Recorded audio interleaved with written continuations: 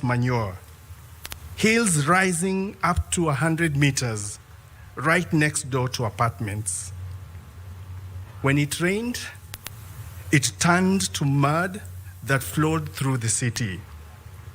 The New York Times estimated that 3 billion flies were being hatched every single day.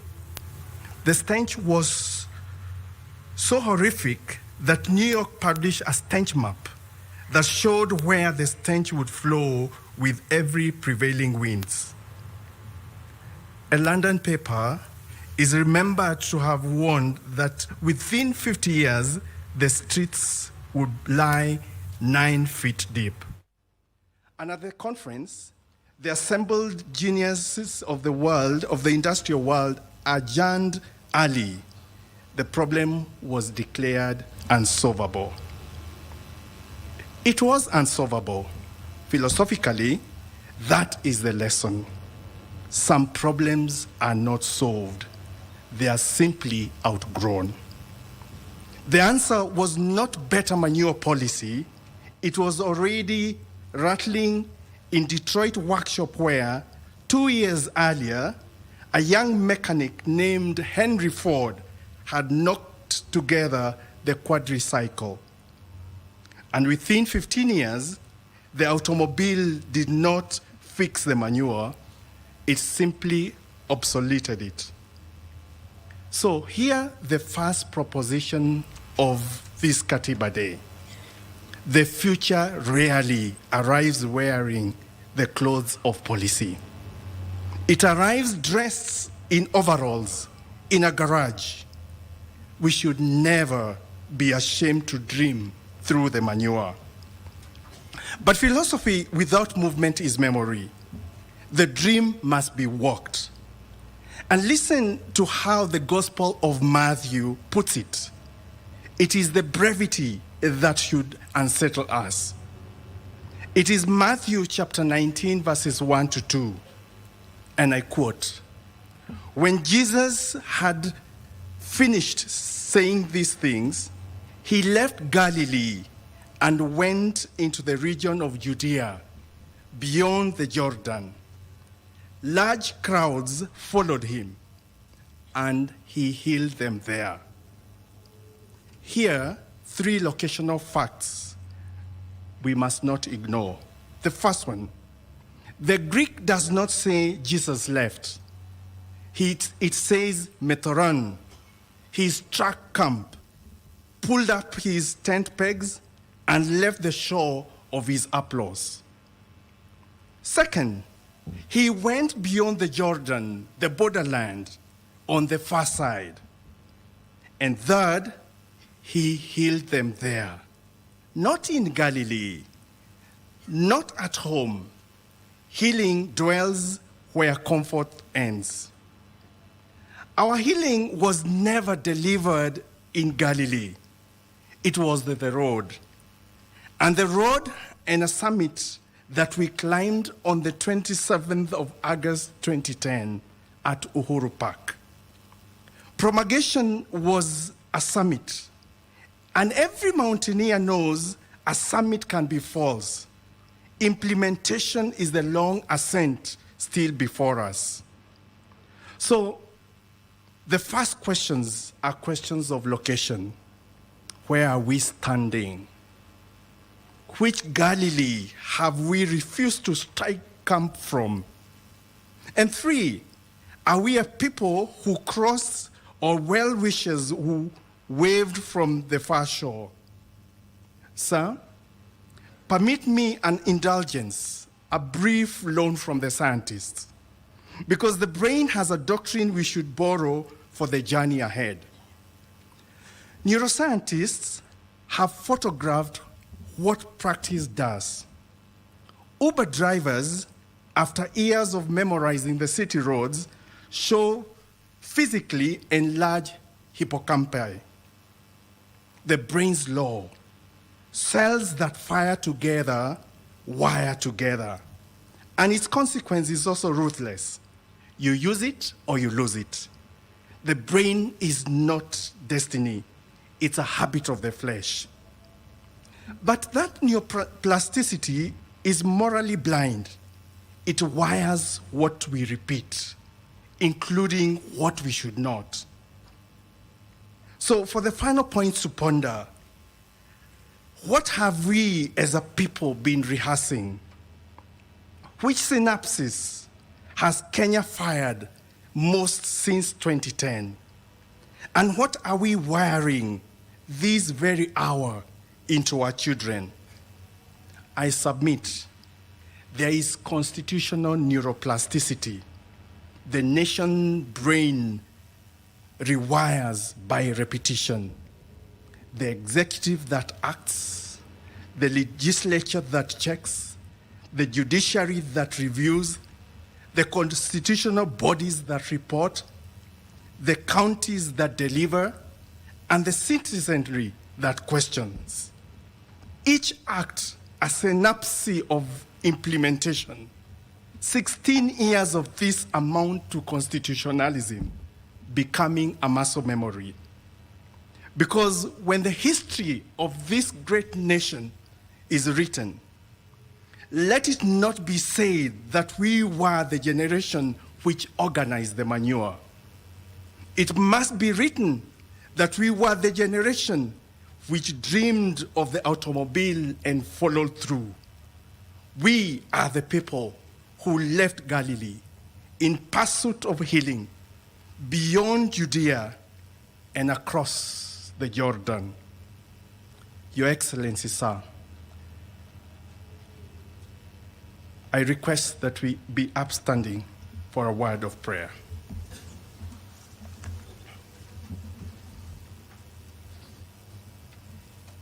God our Father, who pitched your tent among us, hear our prayer as we dare the workshop of our dreams and refuse to build house on manure.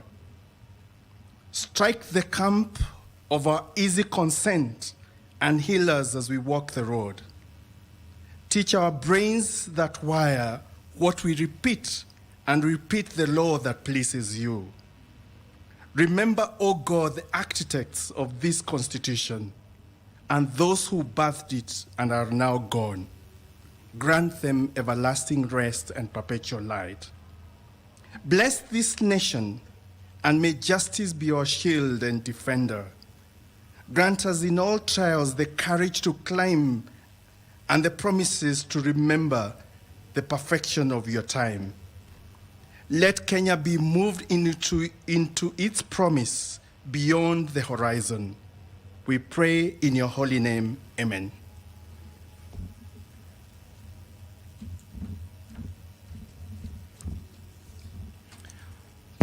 Almighty God, we thank you for the gifts of our nation, Kenya. We thank you for the constitution that guides and guards our people. We ask that you may renew in us the vision of justice, unity, and peace. Bless our citizens with the hearts to obey the law and love for one another. In your name we pray. Amen.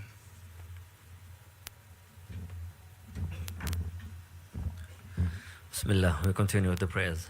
In the name of Allah, the most gracious, the most merciful, praise be to you, our Lord, as we gather today to offer our prayers on this Constitution Day. We thank you for blessing us with a nation, citizens, and laws that bring us together in harmony and order.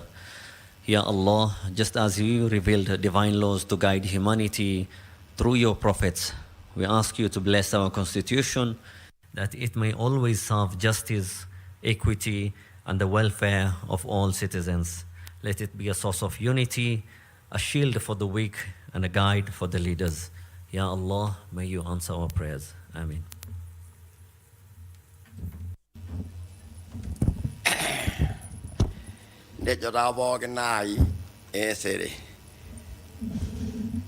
Ayay, Aromono, Anaba, Olosho Legenya, Awanara Ginidi Damaile, Naraba Atibana Belegeni.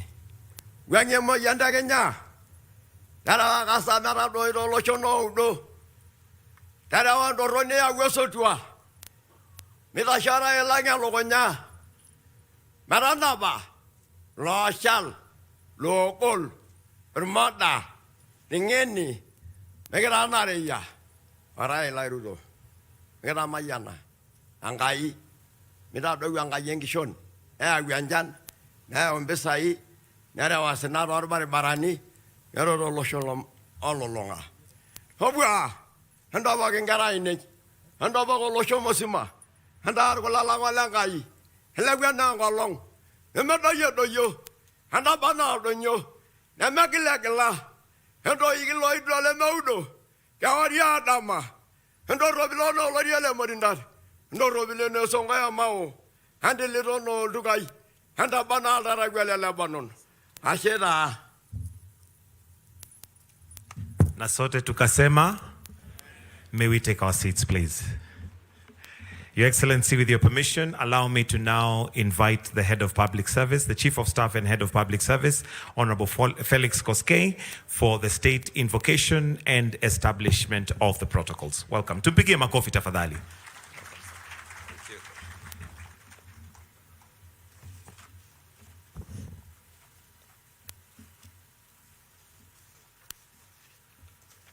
Your Excellency, the President, Excellency, the Deputy President, Your Excellency, the Prime Cabinet Secretary, the Honorable Speaker of the Senate, the Honorable Chief Justice and the President of the Supreme Court, judges of the Supreme Court present, the Honorable Attorney General and Cabinet Secretaries, Chief Registrar of Judiciary, County Governors, Members of Parliament present, chairpersons of constitutional commissions and holders of independent offices, principal secretaries, service commanders, and heads of our national security organs, members of the diplomatic corps, members of the clergy, our masuja wa katiba, honored guests, distinguished ladies and gentlemen. Last year, as the nation prepared to commemorate 15 years since the promulgation of the Constitution, His Excellency the President proclaimed the 27th day of August of every year as Katiba Day.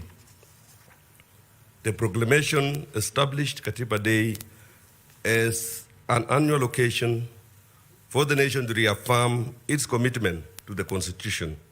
Although it remains a working day, institutions across the three arms of government and the two levels of government, together with schools and other learning institutions, are called upon to organize and participate in activities that promote constitutional awareness, civic responsibility, and fidelity to our national values. It is in fulfillment of the national call that we gather today for the second observance of Katiba Day, honoring our 16 years journey since the promulgation of the Constitution. This symposium brings together institutions entrusted with public duty and the people in whose name that authority is exercised. Represented here are the executive, parliament and judiciary, the national and county governments, constitutional commissions, and independent offices, our masuja wa katiba, the diplomatic community, faith leaders, civil society, professional bodies, the private sector, academia, young people, persons with disabilities, and community-based organizations from across the Republic. With the constituent parts of our constitutional order duly represented, it is my distinct honor and privilege to call the 2026 Katiba Day Symposium in order. Your Excellency, distinguished ladies and gentlemen, 16 years after the promulgation of the Constitution, this Katiba Day calls upon us to account for the responsibilities it entrusts to each institution of state. It calls upon public authority to serve the people and every office holder to answer for the authority entrusted to them. This responsibility is captured in the theme of this year's commemoration. And I quote, Katiba at 16, Kenya yetu, wajibu wetu, tuwajibike. The theme summons every institution and every office holder to account for how they have discharged the mandate entrusted to them. Ladies and gentlemen, our responsibility to the Constitution extends to honoring the symbols through which our nationhood is expressed. They carry our history, our national dream and prayer, proclaim our sovereignty, and affirm our common identity as one people, one nation. Accordingly, Article 9 of the Constitution identifies the national symbols of the Republic as the national flag, the national anthem, the coat of arms, and the public seal. The Constitution gives these symbols their place within our national order. As the supreme expression of the sovereign will of the Kenyan people, the Constitution is the foundation upon which every institution is established, every public office is held, and every authority of the state is exercised. It is therefore fitting that before the formal proceedings of this commemoration commence, the Constitution and our national symbols are ceremonially presented and installed at the center of this commemoration. Their presence at the heart of this ceremony affirms that the Republic, its institutions, and all who exercise public authority are founded upon the will of the people and remain subject to the Constitution. The presentation will commence with the copy number 1 promulgated on 27th August 2010. The Constitution will be presented by the Honorable Attorney General, whose office is constitutionally entrusted with promoting the rule of law and defending the public interest. Thereafter, the national symbols will be presented within due honor by the Kenya Defense Forces, guardians of the sovereignty and territorial integrity of the Republic. Your Excellency, honored guests, may I now request that we all rise for the conveyance and ceremonial installation of the copy number 1 of the Constitution of Kenya and the other national emblems of the Republic. Kenya Defense Forces, you may proceed. Thank you, sir. Mheshimiwa Rais, katiba hii ya Kenya ilipitishwa mwaka wa 2010 tarehe 4 Agosti na kuanza kutumika rasmi tarehe 27 Agosti mwaka wa 2010. Mwanasheria mkuu Mheshimiwa Dorcas Oduor, Senior Counsel, akituletea nakala ya kwanza ya katiba hii hivi sasa. Na katiba hii, Mheshimiwa Rais, ikiwa imeweka misingi ifuatayo: ukuu wa wananchi, ikipeana mamlaka kwa wananchi wenyewe ili waweze kujitawala; haki na uhuru wa msingi, haki ya kuishi kwa usawa, uhuru na kujieleza; elimu, afya na utu. Mheshimiwa Rais, katiba hii imeweza pia kuweka mgawanyo wa mamlaka, ikiwemo ile ya executive, mamlaka ya utendaji, bunge inayotunga sheria, na hali kadhalika mahakama, ambapo tunakimbilia wakati wa kupata haki. Miongoni mwa sheria ambazo ziko ndani ya katiba hii, Mheshimiwa mwanasheria mkuu hivi sasa akiweza kuandaa katiba hii na kuiweka mahali panapostahiki. Katiba ya Kenya ikiwa ndiyo sheria kuu, ikiwa na sura 18.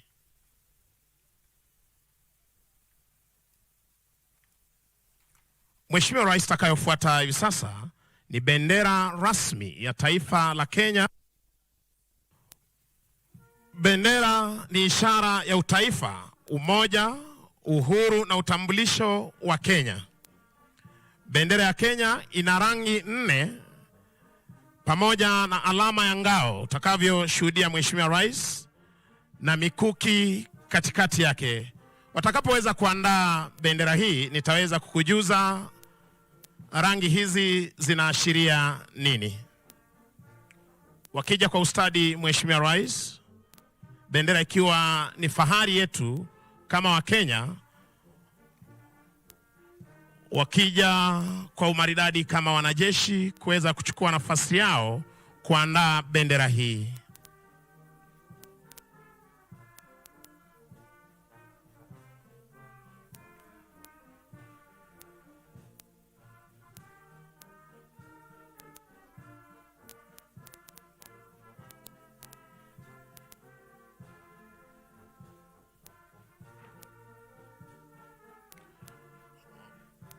Kwa maridadi kabisa wakiweza kufungua bendera hii Mheshimiwa Rais.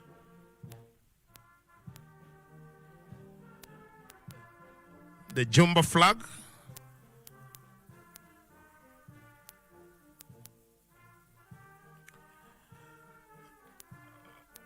Mheshimiwa Rais wakiweza kuandaa bendera hii hivi sasa. Rangi nyeusi ikiashiria watu wa Kenya. Rangi nyeupe Mheshimiwa Rais ikiashiria amani tulio nayo na umoja wetu kama wa Kenya. Rangi nyekundu ikiashiria damu iliyomwagika wakati wa mapambano ya kuleta uhuru. Rangi ya kijani ikionyesha ardhi na utajiri pamoja na mali asili ya taifa letu la Kenya. Mheshimiwa Rais, ngao na mikuki hiyo ikiashiria utayari wetu wa kulinda taifa letu la Kenya. Bendera ya Kenya. Kuweza kuondoa hivi sasa bendera hii Mheshimiwa Rais na kuweza kuiweka mahali maalum tayari kuweza kuendelea na hafla hii ya kusherekea katiba miaka 16 tangu kuweza kuzinduliwa. Takayofuata Mheshimiwa Rais takuwa ni maneno ya wimbo wa taifa, ukipenda kwa lugha ya Kimombo National Anthem Lyrics.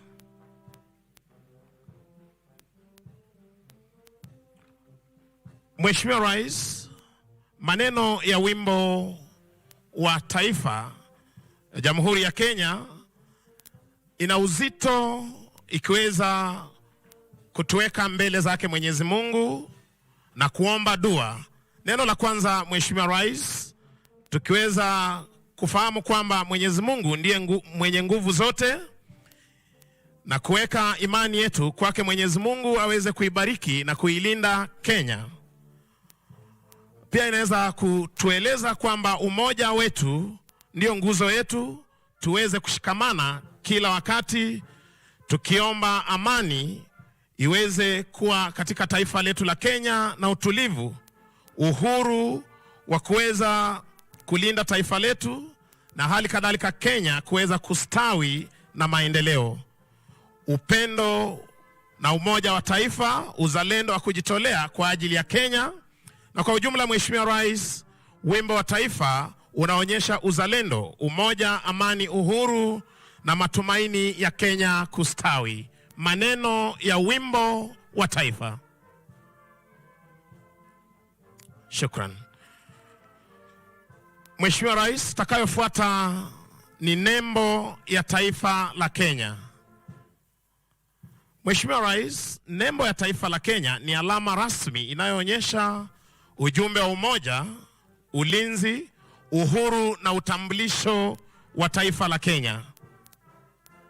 Kwenye nembo hii Mheshimiwa Rais utaweza kuona ngao. Ngao hii inaashiria ulinzi wa taifa letu la Kenya. Simba wawili Mheshimiwa Rais wakiashiria nguvu tulio nayo kulinda taifa letu, tukiwa na ujasiri na imara kama simba, ardhini, angani na hata kwenye fuo za bahari zetu. Mikuki miwili Mheshimiwa Rais unayoiona ni ya kulinda mipaka yetu na hali kadhalika taifa letu la Kenya. Jogoo inaashiria mamlaka na hali kadhalika mwanzo mpya kama vile Mheshimiwa Rais kila asubuhi jogoo anapowika, wasaa wa majogoo alfajiri, Wakenya huamka kujituma na kuanza kujenga taifa lao.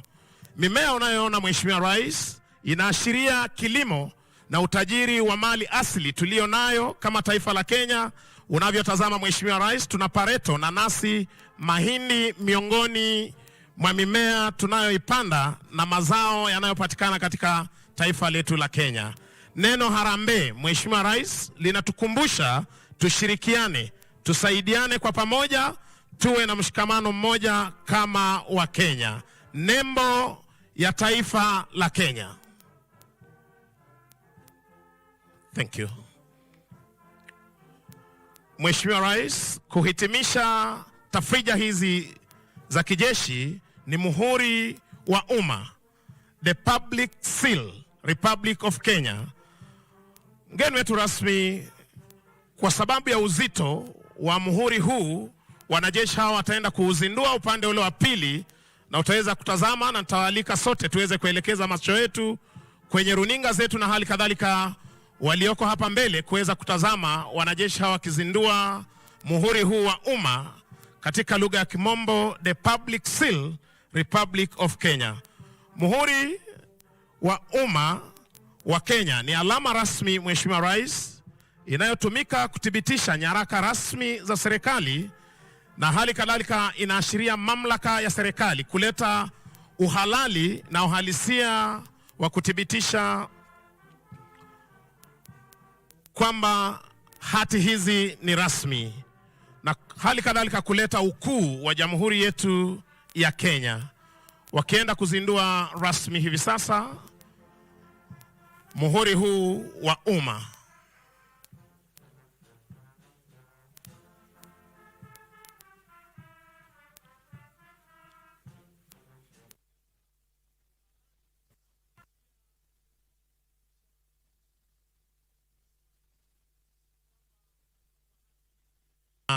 Rasmi muhuri huu wa umma ni wakati ulipokuwa unapandisha mji wa Eldoret kuwa jiji, na tukaweza kuona rasmi muhuri huu wa umma.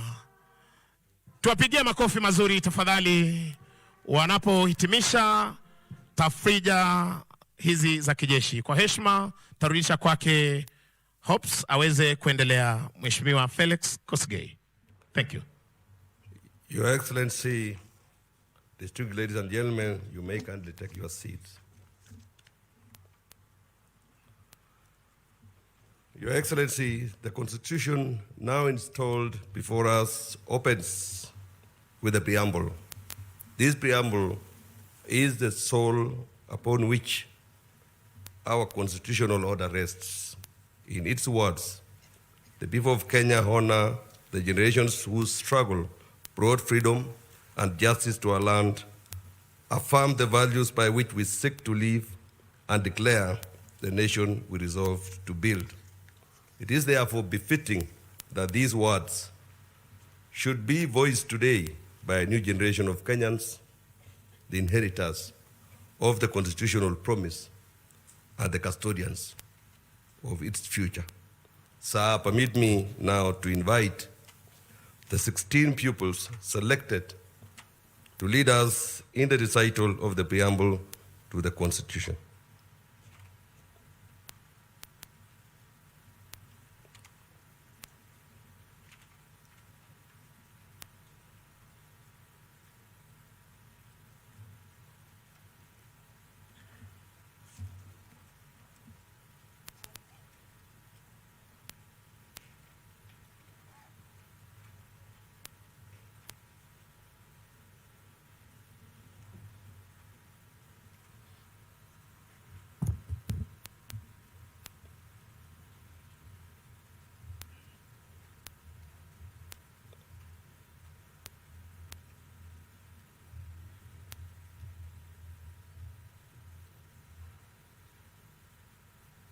Your Excellency, distinguished ladies and gentlemen, may we all kindly rise for the recital of the preamble to the Constitution set out on page 7 of the program. Page 7 of the program.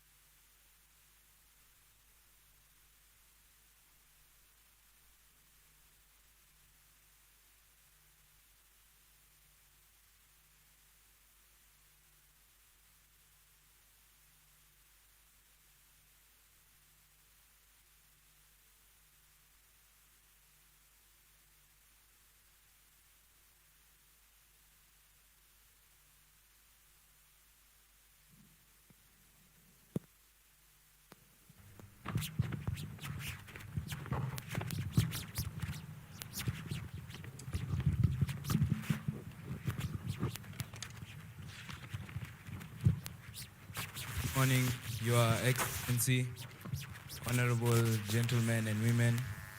Before you is Jamhuri High School and Pangani High School, presenting to you the recital of the preamble of the 2010 Constitution of Kenya.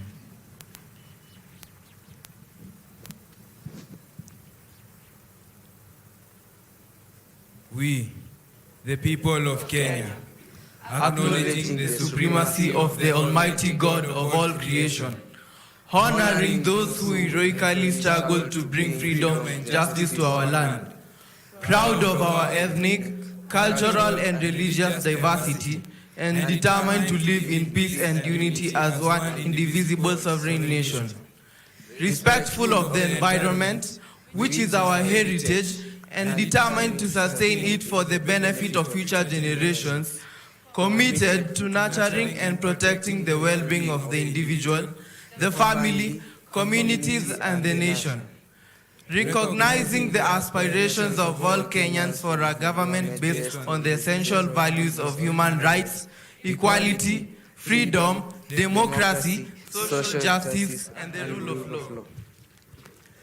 Exercising our sovereign and inalienable right to determine the form of governance of our country, and having participated fully in the making of this constitution, having adopted, enacted, and given this constitution to ourselves and to our future generations, and having promulgated it on the 27th day of August in the year of our Lord 2010, do hereby, on this 16th anniversary of its promulgation, reaffirm our commitment to respect, uphold, and defend this constitution for the glory of Kenya. God bless Kenya.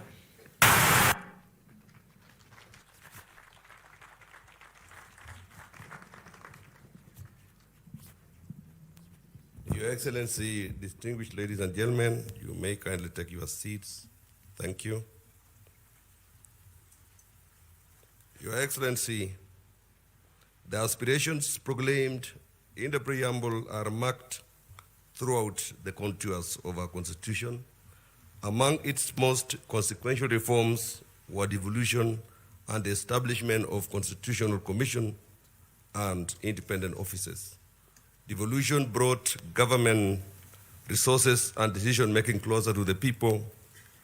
Constitutional commissions and independent offices were established to protect the sovereignty of the people, secure observance by all state organs of democratic values and principles, and promote constitutionalism.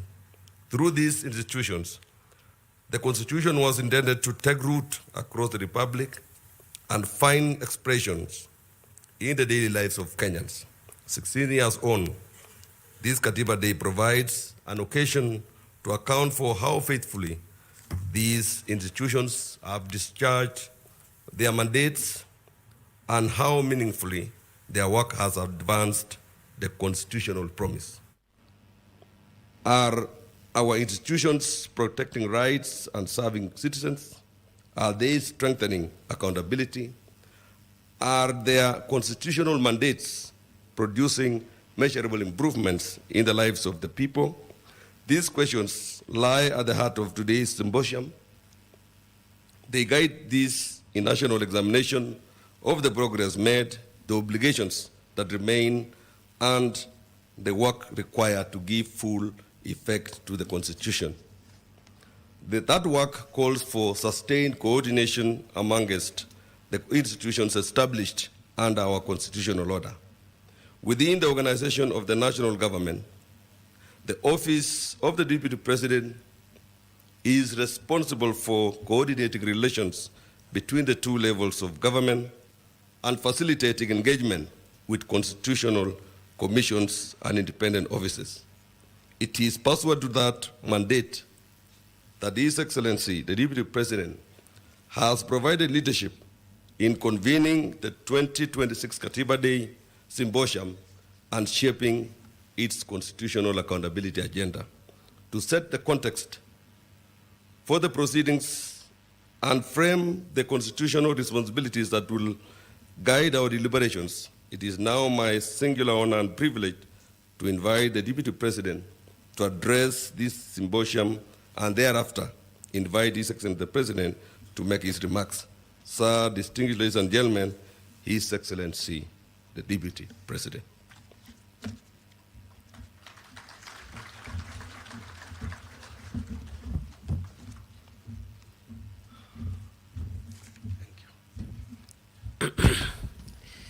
Your Excellency, sir, I ride on all the protocols that have been established already and would like to say the following before I invite you, Your Excellency. That on a moment like this one, 5 things, at least for me, ran through my mind. The first is on the 16th anniversary of celebrating the constitution that we established for ourselves to guide the creation of a modern Kenya. It is an occasion to look at how far we have traveled in the journey of living up to the aspirations of our Constitution as captured in the preamble, which has just been recited for us, but also in the foundational articles of the Constitution that form the bedrock upon which our constitutional architecture is raised. These foundational articles define Kenya as a democratic multi-party state. It defines the territory of Kenya in Article 5, where it stretches from, and the subnational units that constitute Kenya, the 47 counties of our republic. It defines us as a multicultural, multi-ethnic, multiracial, multi-religious society determined to live together as one sovereign, indivisible nation. Your Excellency, it is a good time for us to reflect on how far we have advanced our sovereignty and the sovereignty of the people of Kenya, how far we have kept the unity of our nation, and how far we've traveled in forging tolerance and finding strength as a nation in our diversity. The second item, or the second theme that runs through my reflection on a day like this as a citizen of Kenya, is how far again in those 16 years, Your Excellency, we have been able to perfect our vertical relationships. Looking at the Constitution, a relationship is envisaged between those who act on behalf of the state and the people. The relationship between the legislature, judiciary, and the executive at the national level, and the executive and the legislature at the county level, and also holders of constitutional commissions and independent offices. How the 3 arms of government and the 2 arms of government at the county level relate to one another, and especially relate to the citizens of Kenya, the vertical relationship. Number 3 is the horizontal relationship among the arms of government themselves and the levels of government, and how we have come to perfect devolution, to respect the independence of the judiciary, to respect the independence of the legislature, how far the legislature has been a check on the executive and how far the judiciary has helped us to interpret the laws of our land. That is the third thing that runs through my mind. But there is a fourth theme that runs through my mind, Your Excellency. And this is the software of our nation. Our Constitution envisages that this nation, other than the development we do for ourselves, will be run on the basis of certain values, national values, and principles of our governance. Article 10, read together with Article 232 of the Constitution, provides the software of our nation. And the question is, to what extent have we been patriotic? To what extent have we advanced the rule of law, human rights, democracy, environmental sustainability, accountability, the values of the public service in Article 232, etc., etc. And I think on a day like this one, we will be listening to one another to find out what journey we have covered and where the gaps are, so that we can perfect our nation's software as we also strengthen its hardware. Finally, Your Excellency, on a day like this one, I and perhaps a few others in this room are curious to reflect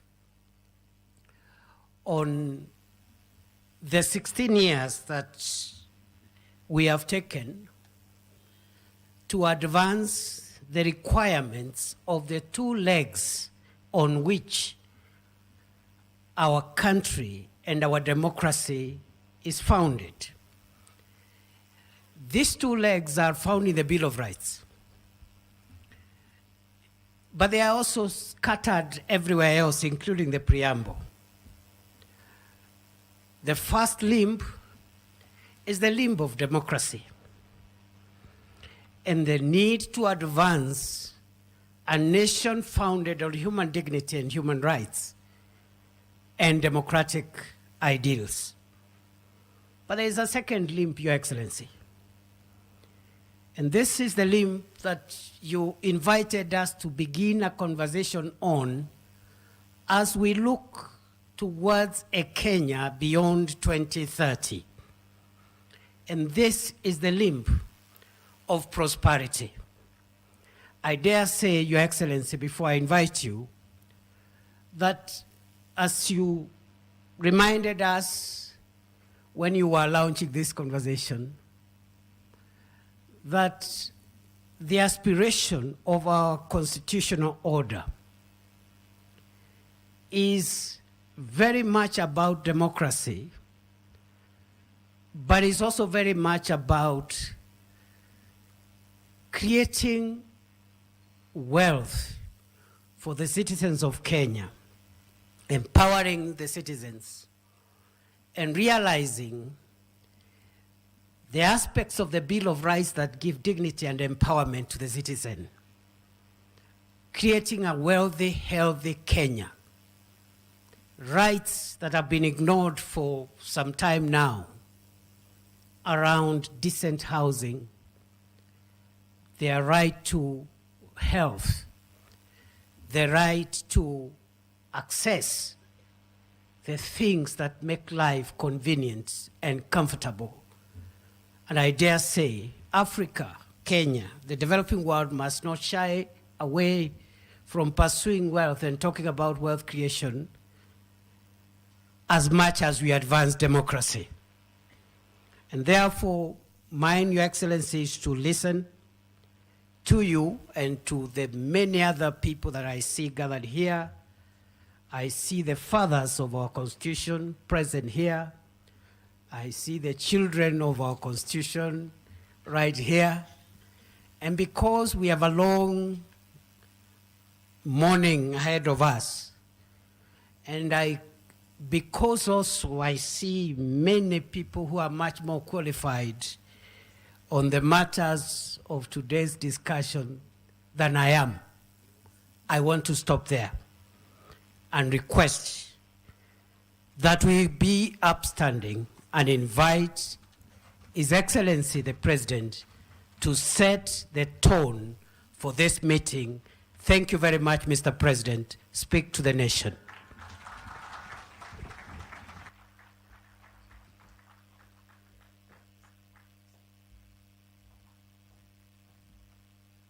Thank you very much. Please, let's take our seats. Asante sana.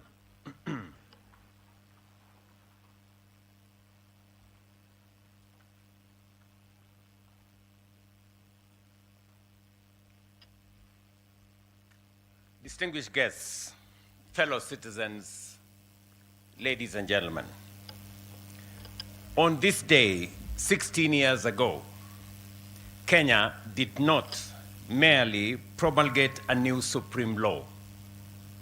We entered a new constitutional order and renewed the covenant upon which our republic is established.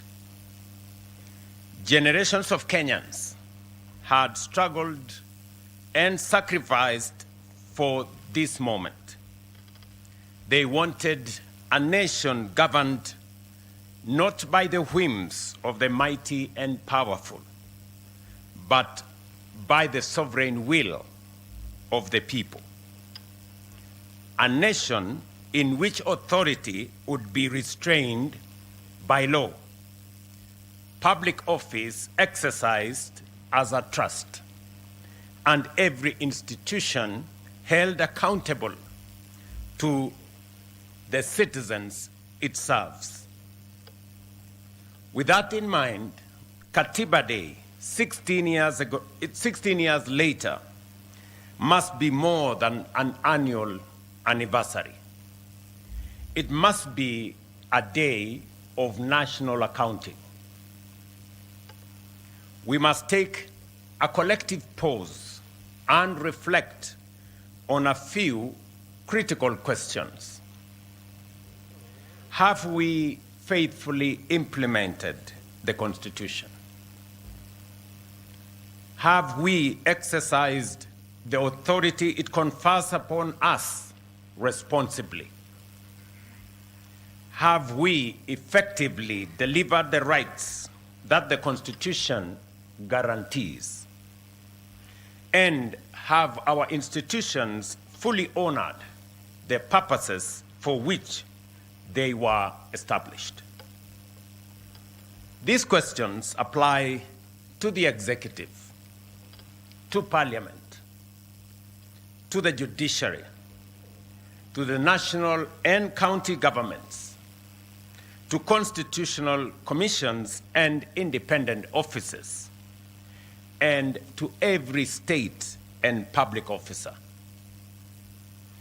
Ladies and gentlemen, our Constitution performs two equally important principles. First, it restrains power. It shares authority, establishes checks and balances, protects fundamental freedoms, and provides remedies against abuse. Second, it manages power.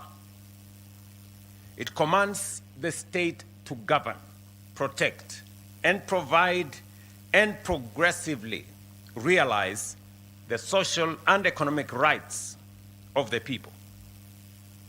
Our responsibility is to uphold both obligations.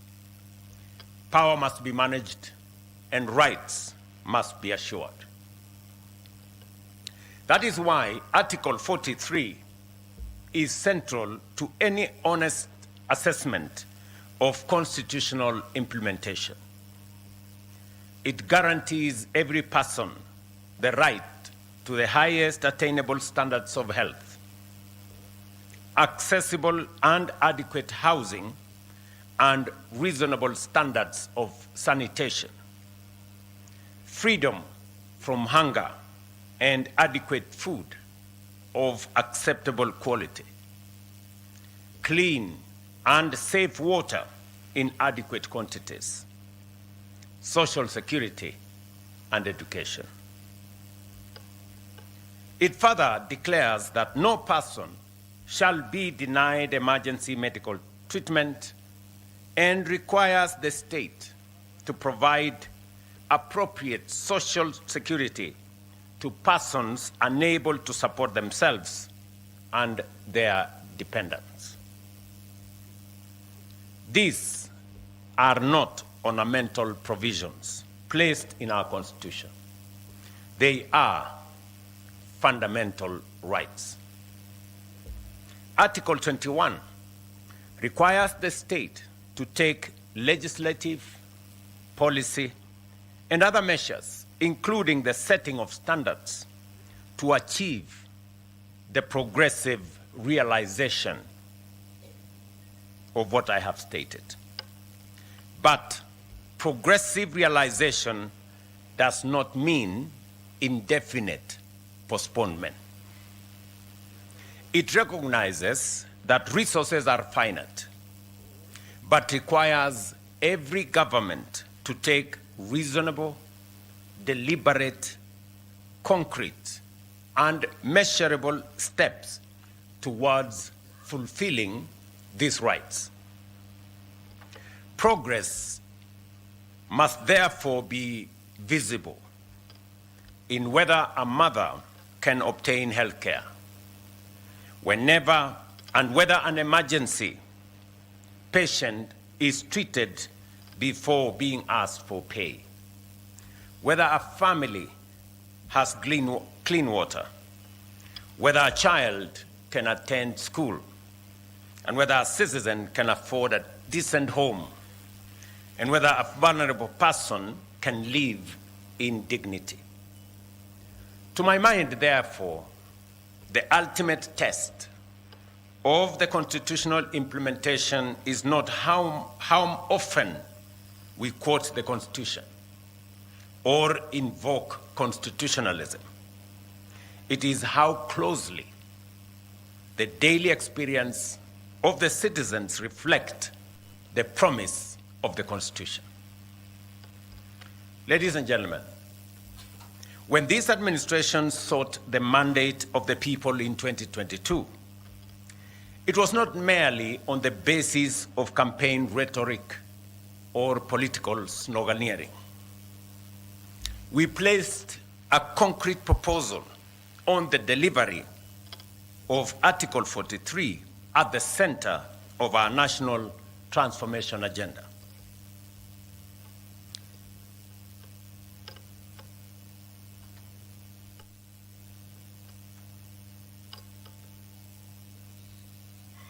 Universal health care, affordable housing, food security, education, and social protection became central pillars of our national transformation plan. The bottom-up economic transformation agenda was, from the outset, designed as an instrument for the implementation of the Constitution. That is why, over the last 4 years, we have been translating constitutional obligations into practical benefits across healthcare, housing, education, agriculture, and devolution.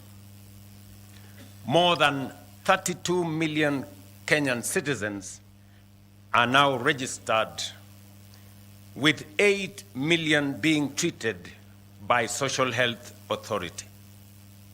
Over 100,000 community health promoters are servicing households, and the 922 Lifeline is strengthening access to emergency care. More than 274,000 affordable homes are under construction, creating 1.1 million jobs. We have also recruited more than 100,000 teachers and constructed 23,000 classrooms, to boost education outcomes and rolled out a new funding model for our university education. At the same time, agricultural reforms are increasing food production, reducing agricultural inputs, putting more income into farmers' pockets, and strengthening service delivery through county governments. By no means is this work complete. Significant steps remain. Nevertheless, these interventions demonstrate that the promise of our new constitution is steadily becoming the lived experience of more Kenyans today than was the case before. This same constitutional obligation must now guide the national conversation on Kenya beyond 2030. As we consider the country we want to build beyond the present development horizon, we must not begin, and we will not be beginning, from a barren place. The Constitution has already defined our destination, and that is a democratic, prosperous, equitable, and inclusive republic founded on human dignity, social justice, sustainable development, and the sovereignty of the people. The task before us is to translate that constitutional destination into a coherent national development charter.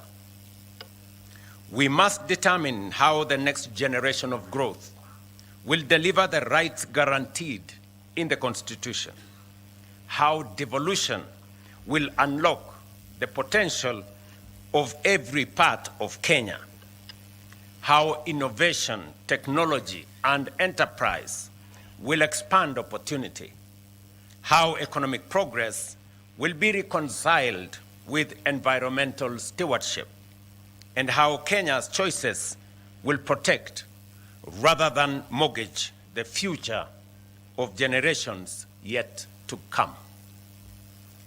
Kenya beyond 2030 must therefore be more than a new economic blueprint or a catalogue of projects. It must be a compact between the state and the citizen, between the present and the future, and between our national ambition and our collective responsibility. Let me repeat that. Kenya beyond 2030 must therefore be more than a new economic blueprint or a catalogue of projects. It must be a compact between the state and the citizens, between the present and the future, and between our national ambition and our collective responsibility. Its success will not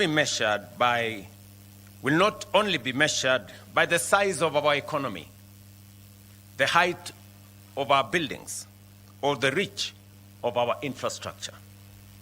It will be measured by the dignity, opportunity, security, and quality of life enjoyed by every citizen.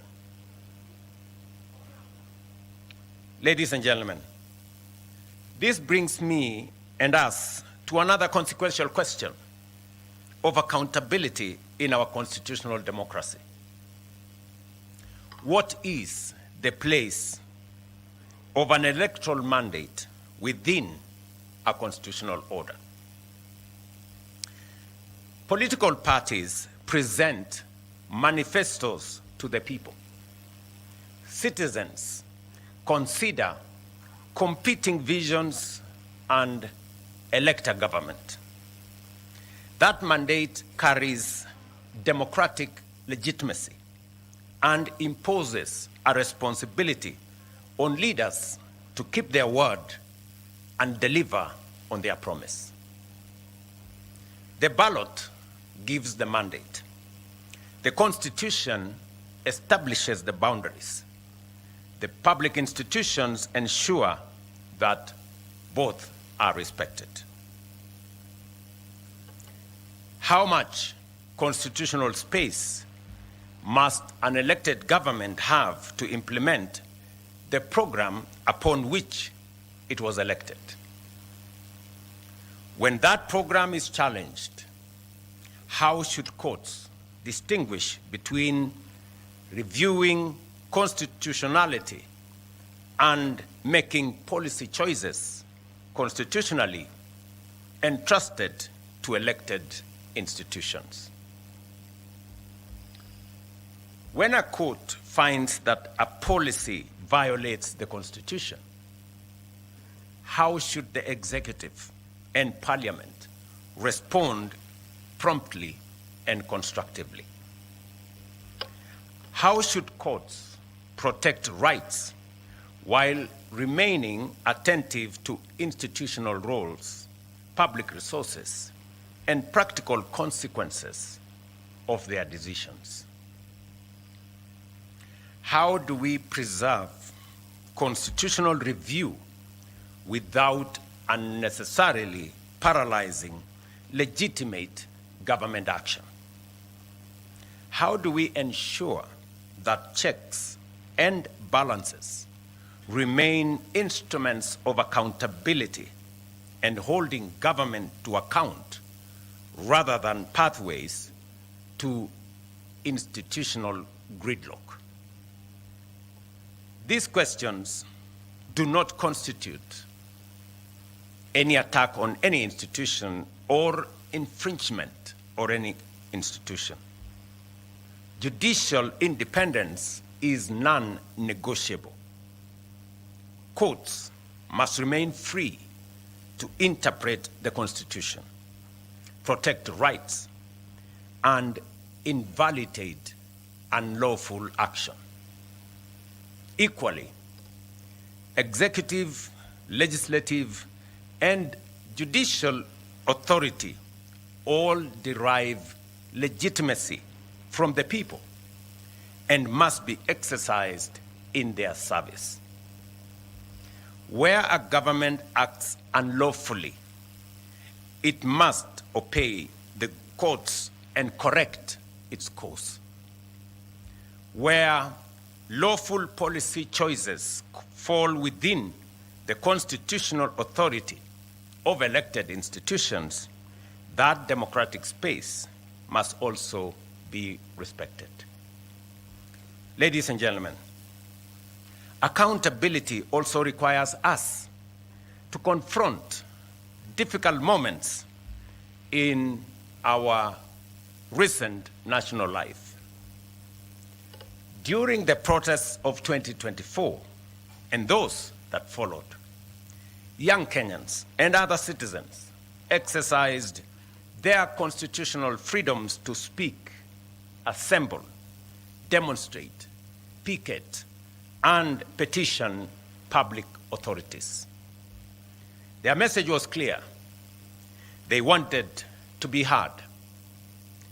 They demanded greater accountability, better government, and a meaningful place in shaping the future of their nation. Those demands were not an assault on democracy. Peaceful protest, criticism, and dissent are essential to democracy. Yet, those protests also presented our republic with a profound constitutional question. How do we protect the citizens' right to protest while at the same time fulfilling the state's obligation to preserve constitutional order? The Constitution itself provides the starting point. Article 37 protects the right of every person peaceably and unarmed to assemble, demonstrate, picket, and present petitions to public authorities. That protection must be real. No Kenyan should lose their life, liberty, or dignity merely for criticizing government, expressing an unpopular opinion, or participating in peaceful demonstration. I recognize the pain that remains from the events of that period. Some families lost loved ones. Serious allegations were made concerning unlawful arrests, enforced disappearances, and the excessive use of lethal force. We cannot honor the Constitution by looking away from such allegations. Every credible allegation of a human rights violation must be investigated independently, thoroughly, and transparently. Where wrongdoing is established, those responsible must be held accountable in accordance with the law. At the same time, defending the rights of peaceful protesters does not require us to excuse crime committed under the cover of protest. The Constitution protects peaceful and unarmed assembly. It does not protect arson, looting, lawlessness, violence, intimidation, attacks on citizens, or the destruction of public and private property.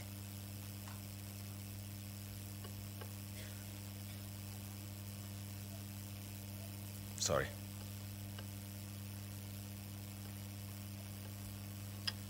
We must therefore distinguish carefully between a citizen exercising a constitutional right and an individual committing criminal offenses.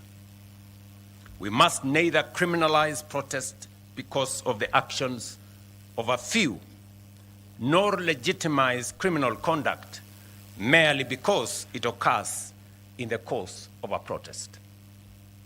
Rights and responsibilities are not enemies. Responsibility protects the conditions in which everyone's right can be enjoyed. The right to protest carries a responsibility to remain peaceful and unarmed. The duty to maintain order carries an obligation to respect life, dignity, and the law. The authority to govern carries a responsibility to listen. The authority and the freedom to disagree carries a responsibility to preserve the democratic institutions through which disagreement can be expressed and resolved. Government belongs to the people. Parliament belongs to the people. The courts belong to the people. The institutions of the republic belongs to the people.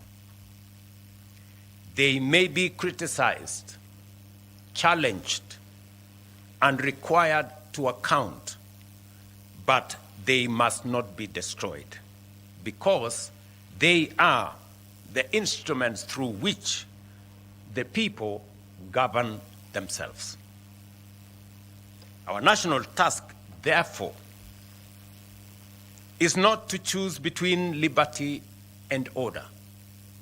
It is to build an order founded on liberty and to exercise liberty in a manner that preserves the constitutional order.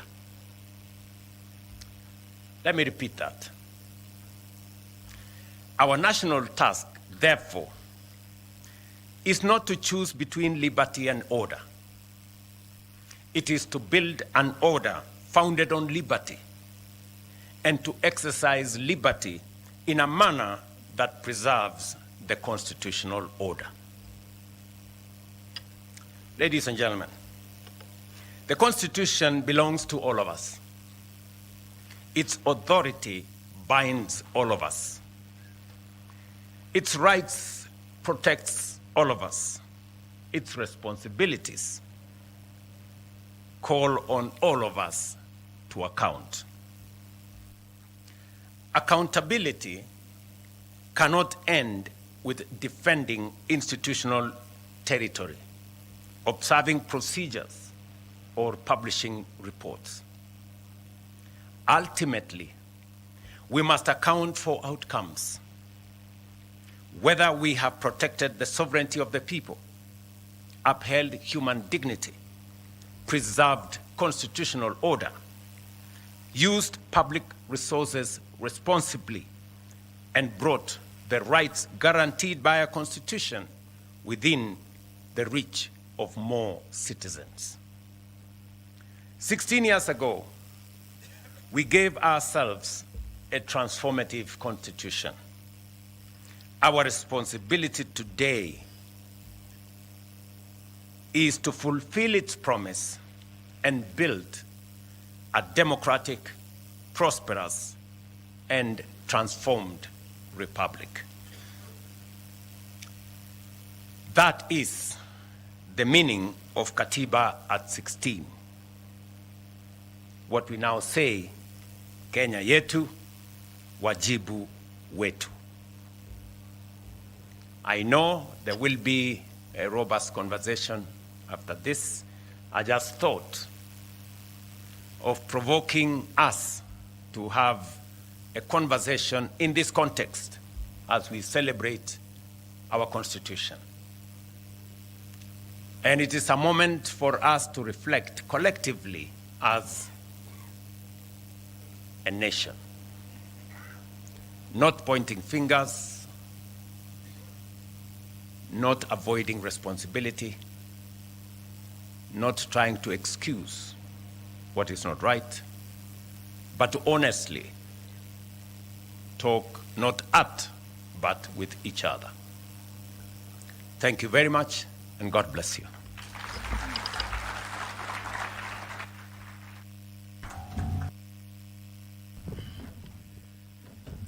Another round of applause for His Excellency as we take our seats. Thank you, Your Excellency.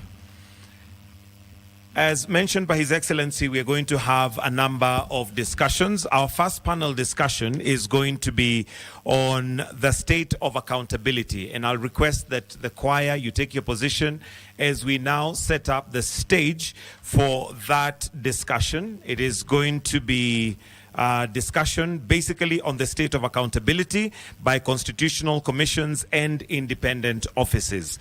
But while we set up the stage for that particular discussion, we'll have the All Saints Cathedral Choir together with the Presidential Escort Band that will sing a song. And this particular song is I Vow to Thee, My Country, featuring a specially newly commissioned second and third verse honoring Kenya's Katiba. And if you look up, you'll see we have 16 flags that are flying up there and behind on the backstage, which is just a reminder of the 16 years of our Katiba 2010. So the choir, together with the Presidential Escort Band, are going to give us a wonderful song, I Vow to Thee, My Country, featuring a special newly commissioned second and third verse honoring Kenya's Katiba. Choir, over to you.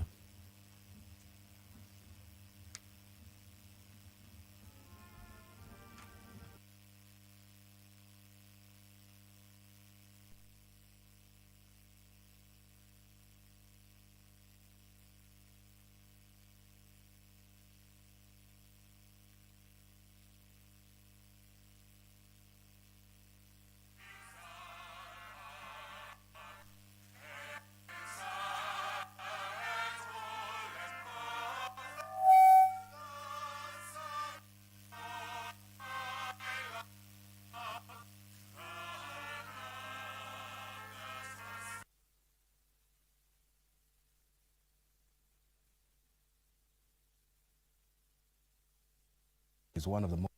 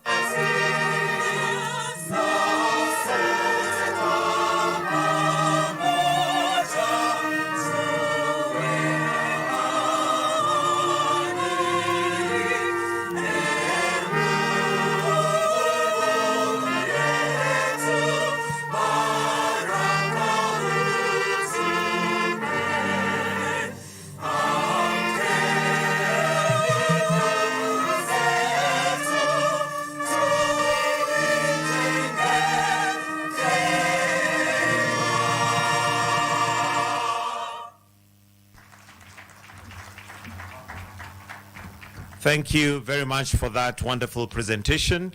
And before we get to the panel discussion, allow me, Your Excellency, to invite Honorable Dorcas Agek-Odur, the Attorney General in the state law, to make some submissions before we then have the panel discussion, which will be looking at the state of accountability. Welcome.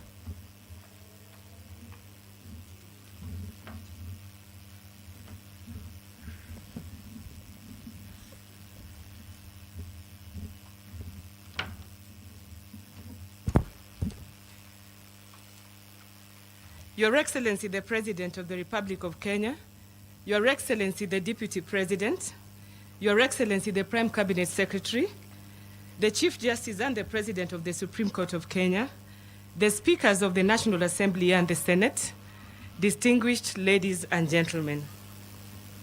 It is my privilege to introduce this important conversation on the state of accountability by constitutional commissions and independent offices. Some experts say that constitutionalism divides power among government branches, institutions, for purposes of checks and balances in a political system.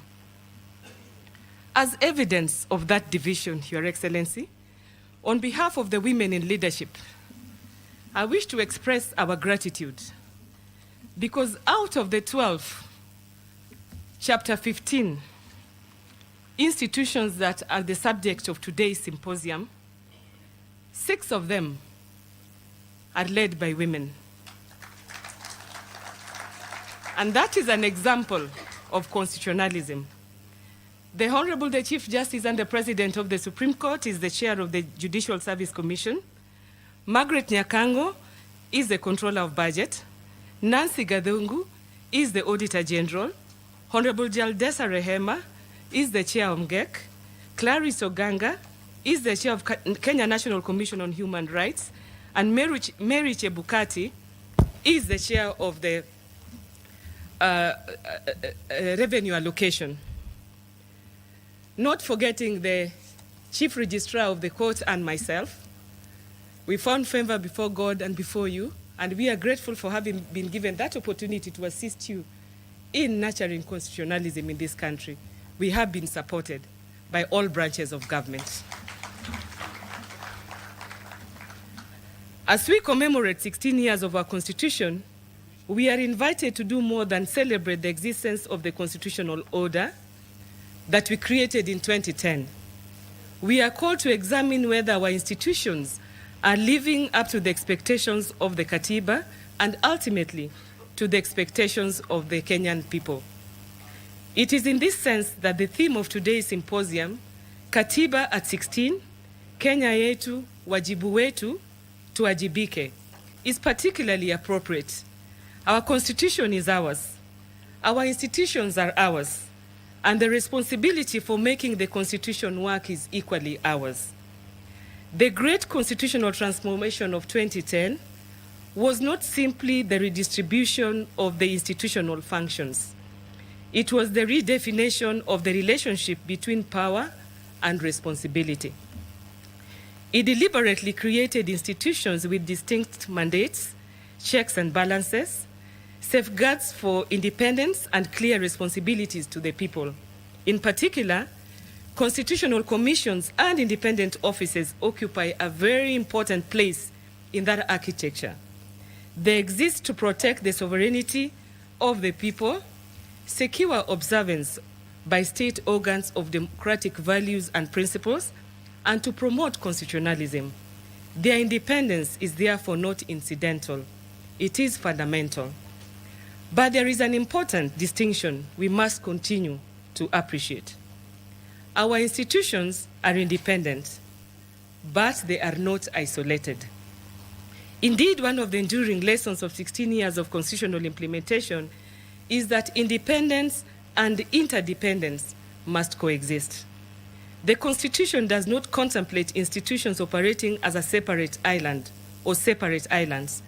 It gives institutions distinct mandates, but places all of them within one constitutional operative framework, serving one sovereign, the people of Kenya. A commission may be independent in the exercise of its mandate, but the fulfillment of that mandate will often require engagement with Parliament, the executive, the judiciary, other commissions and independent officers, county governments, and citizens. The Auditor General may identify questions concerning the use of public resources. The Ethics and Anti-Corruption Commission may confront questions of integrity and corruption. The Commission Administrative of Justice may address maladministration. The Kenya National Commission on Human Rights may raise questions touching on the protection of rights and freedoms. The Salaries and Remuneration Commission has its own constitutional responsibilities within the management of public resources. In fact, sometimes Kenyans wonder that if all these things are well spelled in the Constitution, how come some institutions are still going to the judiciary to interpret their mandate? How come some independent officers and constitutional commissions still think that their powers are not properly being exercised when the Constitution has given them the power and the legislations that create them give them the operative atmosphere? These mandates are distinct, but the constitutional objectives they serve are interconnected. The challenge, therefore, is not to weaken institutional independence in the name of cooperation. Neither should we use independence as a reason for institutional isolation. We must always endeavor to build a culture in which institutions are sufficiently independent to dispense and discharge their mandates fearlessly, while being sufficiently interconnected to make the constitutional system work effectively. That requires mutual respect. It requires consultation. It requires information sharing where the law permits. It requires coordination action where mandates intersect. And importantly, it requires each institution to recognize that constitutional effectiveness is ultimately measured not by institutional visibility, but by outcomes for citizens. Your Excellency, sir, distinguished ladies and gentlemen, this brings us to another important question for Katiba 16. Are our institutions as strong as the Constitution requires them to be? Institution building is not an event. It is a continuous constitutional responsibility. 16 years after promulgation, we must continue to strengthen the institutions entrusted with safeguarding our democracy. That includes strengthening their legal frameworks. It means ensuring they have the institutional capacity, professional competence, and resources necessary to discharge their mandates. It means safeguarding their independence. It also means strengthening their internal systems of governance, accountability, transparency, and performance. Strong institutions are not simply institutions that possess power. Strong institutions are institutions that exercise their power lawfully, consistently, fairly, and effectively.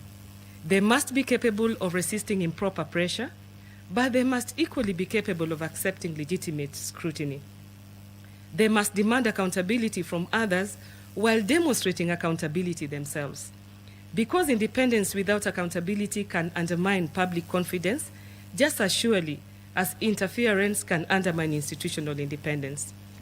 As we reflect on 16 years of implementation, the deeper question is accountability for constitutional purpose. We should therefore be willing to ask ourselves difficult questions, and I want to add on to the questions that His Excellency the President added. Are our constitutional commissions and independent offices fulfilling the purposes for which they were created? Are they accessible to ordinary citizens? Are they sufficiently responsive? Are their recommendations and decisions translated into meaningful action? Do our institutions collaborate effectively when mandates intersect? Are there legal, financial, or administrative weaknesses that are preventing some institutions from fully performing their constitutional functions? And perhaps, most importantly, can the ordinary Kenyan see the difference that the Constitution has made in his or her life? These are difficult questions, but a mature constitutional democracy must be willing to ask difficult questions of itself. Just like at the beginning, the provost gave us an example of the donkey dung and the difficulty of taking care of it, and the shame of acknowledging that is there and dealing with it. And I think that is a reflection, or we can juxtapose the questions that we are asking today to that. Because constitutionalism must ultimately be felt. It must be felt by a citizen who seeks accountability for the misuse of public resources. It must be felt by a Kenyan who encounters maladministration.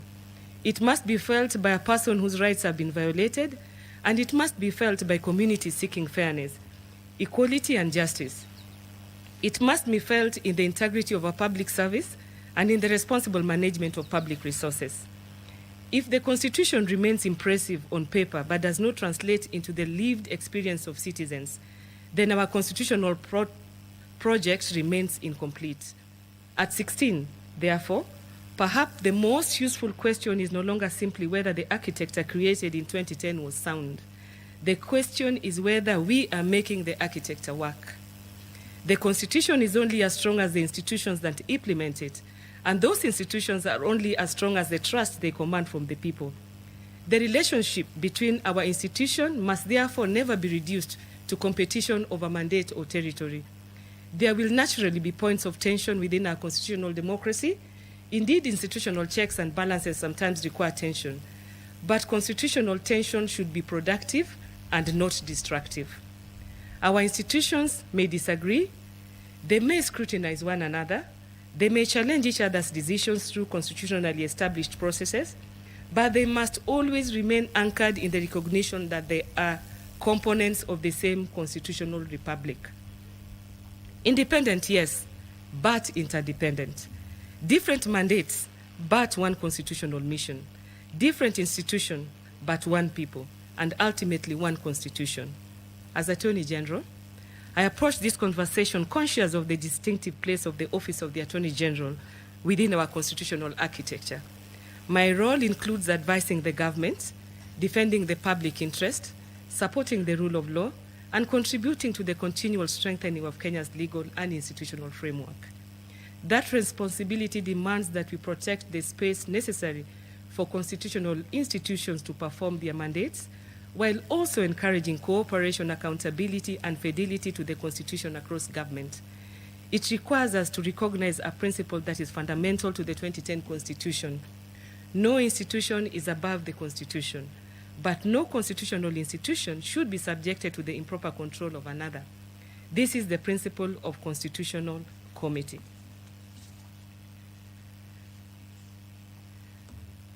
The session, therefore, provides an important opportunity for honest institutional reflection. We should celebrate what has worked over the 16 years, but we must also have the courage to identify where institutional practice has fallen short of constitutional expectation. Katiba 16 should not merely be an anniversary. It should be a checkpoint, a moment at which we ask, what have we built? What must we strengthen? What must we change?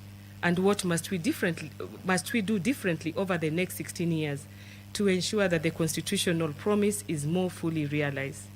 This morning, we are privileged to hear from the institutions that occupy some of the most consequential spaces in this constitutional accountability and architecture.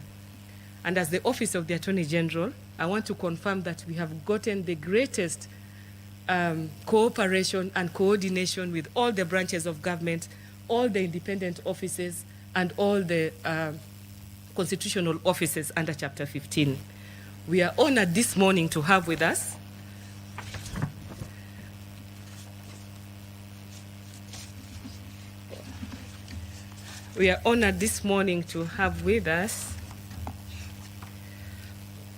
the Auditor General, Nancy Gadungu,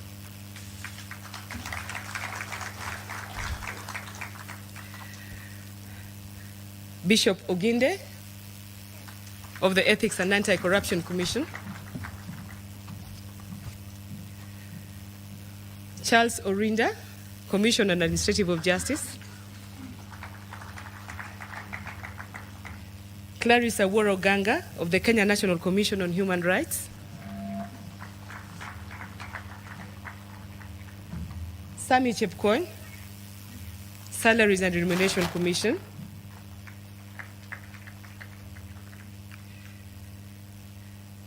these gentlemen and ladies represent different mandates, but beneath those mandates lies one common constitutional responsibility: to protect the public interest and to ensure that public power remains faithful to the people. I therefore invite them to speak candidly, tell us what is working, tell us where the gaps remain, tell us what threatens institutional effectiveness, tell us where greater interagency cooperation is required, tell us how we can strengthen our institutions without compromising their independence, and tell us what must be done to ensure that 16 years after promulgation, Kenya continues moving closer to the constitutional republic envisioned by its people in 2010. I would therefore invite the panelists to reflect candidly on the progress made over the last 16 years, the lessons learned that have emerged, the challenges that remain, and the opportunities for strengthening accountability and institutional effectiveness going forward. Because ultimately, the test of our Constitution will not simply be the beauty of its text. It will be the strength of the institutions it created, the integrity of those entrusted with public power, the accountability of those institutions to the people, and the extent to which every Kenyan can say that promise of the Constitution is becoming a lived reality. With those few remarks, it is now my pleasure to invite our moderator, Eric Latif, to lead us into this discussion.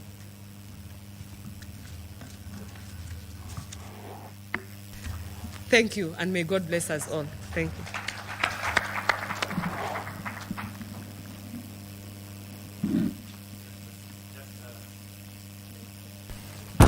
a slight change on the moderator. We'll have Ibrahim Karanja, who's a senior reporter from Nation Media Group, who's going to moderate this session. So Ibrahim, karibu. Please, let's go straight to the Q&A and do that.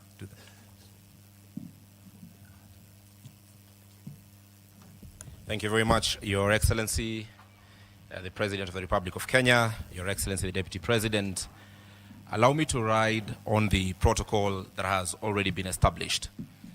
And in this particular session, ladies and gentlemen, we're going to honestly have a conversation about your role, the role of constitutional commissions and independent officers, not only limited to the 5 that are represented here, but all the commissions and independent officers in the country. The President has invited us to reflect about questions, important questions, pertinent questions, and so has the Attorney General. And just to set this, ladies and gentlemen, thank you very much. When you hear about where we are as a country, when, as the Auditor General, year on year, you keep pointing out to the same audit issues from institutions, when, as the EACC, the concern about Kenya, or the concern from Kenyans remain about corruption, when, from the Commission on Administrative Justice, when the concern is about access to information from Kenyans, when your own report states that 72% of complaints that have been raised by Kenyans from the year 2025 is not addressed. When we hear from the Kenya National Commission on Human Rights and talk about a section of Kenyans feeling that the rule of law, constitutionalism, is not being met, and when we go beyond these institutions that are here and speak about things that have come to the public fore, even in recent days, such as, Your Excellency, the issue about employment of teachers and serious allegations that have been made in public, then this Constitutional Commission and independent officers that are here have got questions to answer, not to softly talk about issues, but honestly reflect about where we are as a country. Let me start with what you all say in your annual reports. There's one thing that will always come out: we have budgetary constraints. Most of the times, we do not have timely disbursement of monies. And the question to all of you, and I will start with you, Auditor General, is when the person in charge of money flow to your institution is a person you are required to hold to account, then does that affect independence? Thank you very much, Your Excellency, distinguished ladies and gentlemen, a very good morning to you. To answer that question, or series of questions, Moderator, it is important first to put into context the role and responsibilities of the Constitutional Commissions, which have been articulated very well by His Excellency the President and the Honorable the Attorney General. And that is to protect the sovereignty of the people, to secure the observance of democratic values and principles by all state organs, and to promote constitutionalism. It would be remiss of us to go straight into the challenges. It is important first to give a report card to the citizens on what have we achieved, how have we worked well with government, what remains to be done, and how do we agree on the way forward collectively. And there are various achievements that have been made across the board. We have looked at our assessment against 7 key pillars under Article 10 of the Constitution on the national values and principles of governance. Very, very key in constitutionalism. One is anchoring constitutionalism and the rule of law, strengthening public finance and fiscal discipline, advancing democratic electoral and security sector governance, combating corruption and enforcing integrity, promoting equity, cohesion and land justice, and equitable access to essential public services. And these have been addressed by His Excellency the President. They've also been addressed as the roles and responsibilities of constitutional commissions and independent offices.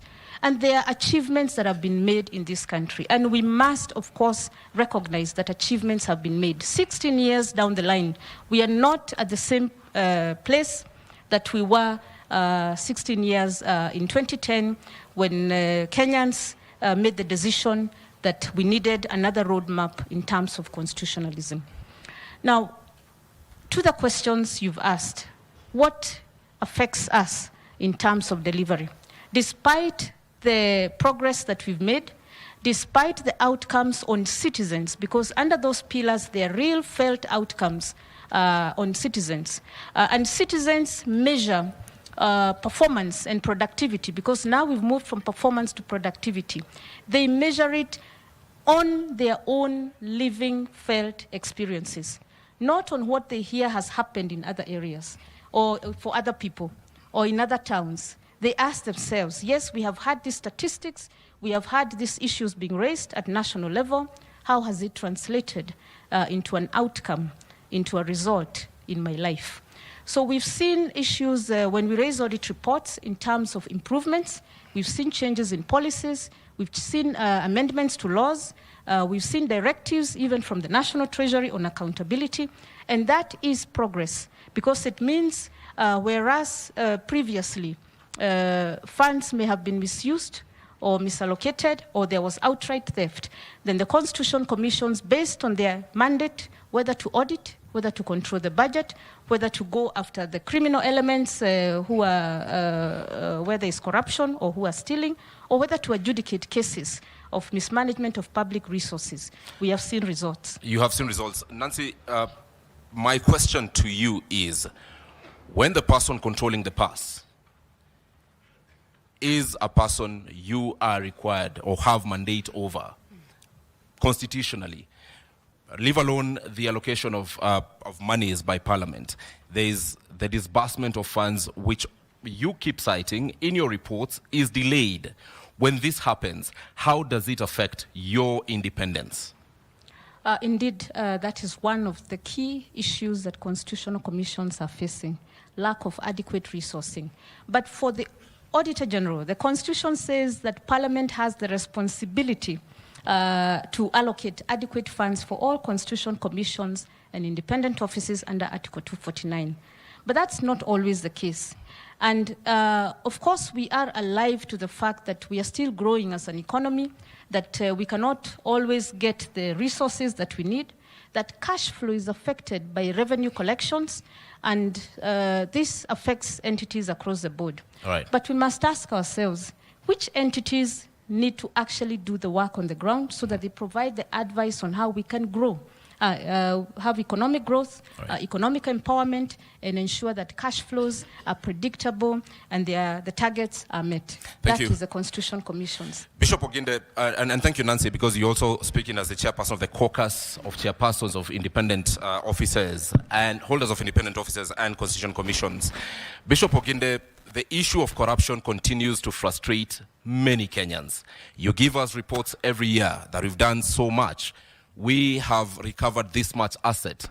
However, we are still talking about corruption. We are still seeing the Auditor General flag what are corrupt activities from various entities. What exactly needs to be done to finally, 16 years down the line, slay this dragon of corruption? Thank you very much. The Constitution provides different, various safeguards against the use of public resources. I think the greatest and most important thing we need to do as a nation, in line with the Constitution that we have given to ourselves, is for all of us to appreciate that the resources that have been allocated and given sacrificially by Kenyans need to be used for the purposes for which it has been allocated. That when any of us takes any of that and uses it for their own private gain, it affects every individual. So there's a need for a change of mindset.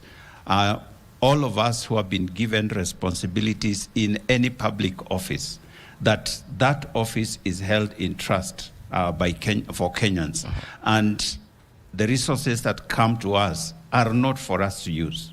Unless and until we have that change of mind, we will continue to talk about corruption. And I can say authoritatively, laws alone will not give us the results that we are looking for. It will take our personal responsibility as individuals in every office where we find ourselves to recognize that the money that I have is not for me to use for myself. It is for the public good. When that is done, then our work will be more of a monitor. You know, a few people who may be making noise in class, we will try and help them not to make that noise. But when that responsibility is not there, then we'll continue chasing each other around the compound. We always talk about the ideal situation, Bishop Oginde. Today, it's 16 years after the 2010 Constitution. Let us be real. Yes. Let me ask you a very uncomfortable question. Yes. Which category of leaders do you find easy as EACC to investigate, and which category of leaders do you find very difficult to investigate? I don't think there is any category that is easy or difficult, because corruption is a very personal thing. Now, to answer your question more directly, any person who is in office and is being investigated within the same office where they are leaders, it becomes very difficult, because those people can interfere with the evidence that we need. Those people can make sure that we don't get the documents that we need. That person can deal with any person who wants to be a witness to what has happened. So any person who is in office that we are at the same time investigating, it becomes very difficult. Whether they are at the lower level or at the highest level. At that point, those persons holding office are seated here today. Yes. His Excellency the President, the Deputy President, Cabinet Secretaries, Governors are seated here today. Right. What would you tell them that we need, or they need to stop doing, so that it's easy for you? Very simple question. Speak to them directly. I think I have already said. The first thing to each and every one of us sitting here, including those who are here on the platform, we must recognize that the resources in our hands are not ours to use for personal gain. That's where it starts. If each one of us were to do that, our work will be very easy. All right. Now, secondly, our constitutional commissions are not just EACC. Our constitutional commissions are mandated by the Constitution to do the work that they're supposed to do. We have seen situations where we are going to investigate or try to find out information from an individual, all of us seated in this room, and some of us, His Excellency has just said, we must honor and respect the Constitution. So if we are called upon to respond to any constitutional commission or independent office, let's take it that the Constitution is the one inviting you. It's not Oginde. It's not Gadungu. It's not, it is the Constitution in calling you. We have seen situations where we are defying the constitutional mandates that have been given to us, and that undermines our work. That undermines your work. We'll be coming back to you, because you will all agree with me that we have seen what I would call public relations from the Ethics and Anti-Corruption Commission. Very grand arrests, media presence. Then after that, many people would ask, then what next? And those are the questions we'll be coming to you to answer. But let me get to the Commission on Administrative Justice. A report you released just 2 days ago says 72% of complaints against institutions from the year 2025 have not been addressed. If I get to the specific numbers, 630 complaints from 2025, then we talk about, rather 813 complaints, 228 only have been solved, and 579 are pending. What does this mean?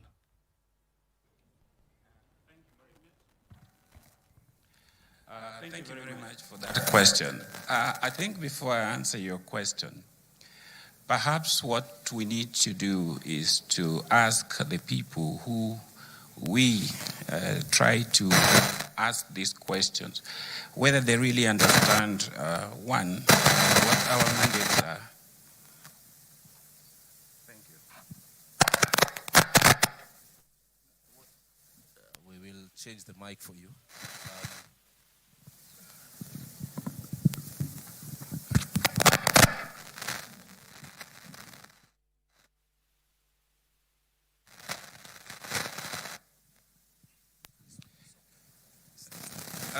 Yes, as I was saying, whether the people that we really are supposed to make accountable understands what it is that they are supposed to do.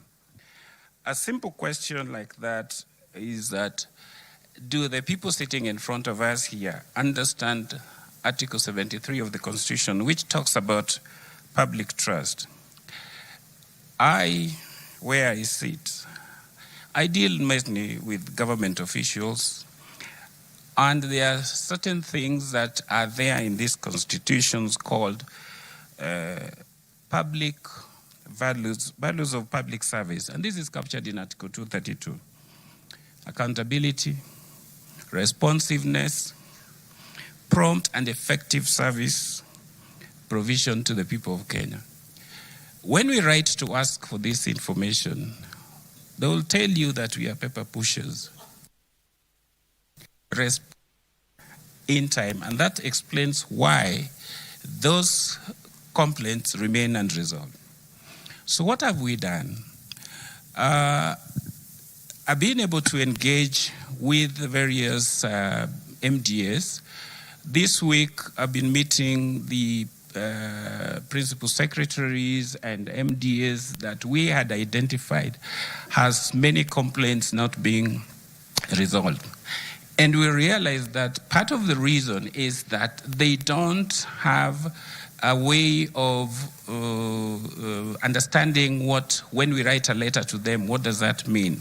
So we have been meeting at the Safari Park from the principal secretaries, the head of parastatals, the DGs, the chairperson, so that we explain to them why it is important when we ask the things that we ask. It means that there's a Kenyan somewhere needing the answers. Another thing is that there's the issue of government operating in silos. We all need to be able to respond to that question quickly, but you find that if you address, say, the pensions department, they will tell you, we have not gotten the information from TSC because maybe that's a delayed pension, or we have not gotten the information from Department X. Now, they don't have a referral mechanism where if you make an inquiry and somebody sitting there should be able to refer to the relevant department to be able to act on it. And so this is why we are starting by training them, and we want to start at the top level. Very soon we are going to ask the permanent secretaries, the heads of various parastatals to come down so that we take them through what it means to resolve a complaint within the time that we require. Secondly, we also want to have a coordinating mechanism where if the question is cross-cutting, for example, most of the time you'll get the issue of resources. Treasury should be at the center of all these discussions, because if pension has not been paid, these people will say we have not received exchequer. If National Land Commission has acquired land, they will tell you that the money has not been given to, say, Ministry of Roads to pay. And that person, that Kenyan, has come to us to complain that his land was acquired when we were building Thika Road. How many years was Thika Road built? More than 10 years ago. But you find that there is that problem that the ministry and the treasury and the authority are not speaking together. Let's speak to what the issue actually is. Again, lots of ideal situation, but the reality today. 579 complaints brought to your office for the year 2025 have not been addressed. Your mandate surely cannot just end at communicating to the respective entities. What happens to these 579 cases today? We are almost starting September of 2026. By end of this year, more complaints will be coming to you. So actionable things done or that you can do beyond telling this crowd what the ideal situation ought to be. Well, as I said, we have decided to engage the people concerned to tell them that this is what you need to do when you receive the matter. Some of the things are actually just bureaucratic red tapes, which we need to cut down. So what we want is that a person resolving the complaint should be sitting in those ministries and be reporting. All right. Yeah. All right. Let's move to another issue that still touches on you: an increase in requests for access to information. 2016, 2017, 32 requests. 2025, 2026, 654 requests. What does this speak to? What does it say of the institutions that are mandated to serve?